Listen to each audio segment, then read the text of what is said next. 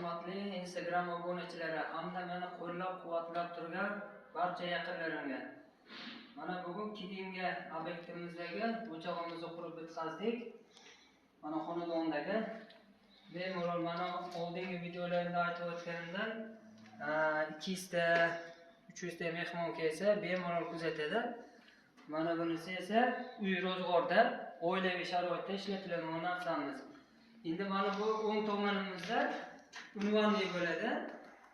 Suv qo'yib bemalol idish-tovoq yuvsa bo'ladigan imkoniyatga yaxshi. Mana edi gaz plitamiz tushadi. Mana bu yo'lga gaz plitamiz tushadi.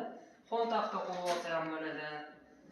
Qulayliklar yaxshi qilib qo'yilgan, sharoitlarni yaratib qo'yilgan. Xudo xolasa mana chiroyli holatda qurib bitkazdik. Kimga shunaqa xizmatlar kerak bo'lsa, bemalol pastdagi nomerlarga aloqaga chiqaverasizlar. Xudo xolasa sizlarga ham cho'tka qilib bitkazib berishga harakat qilamiz.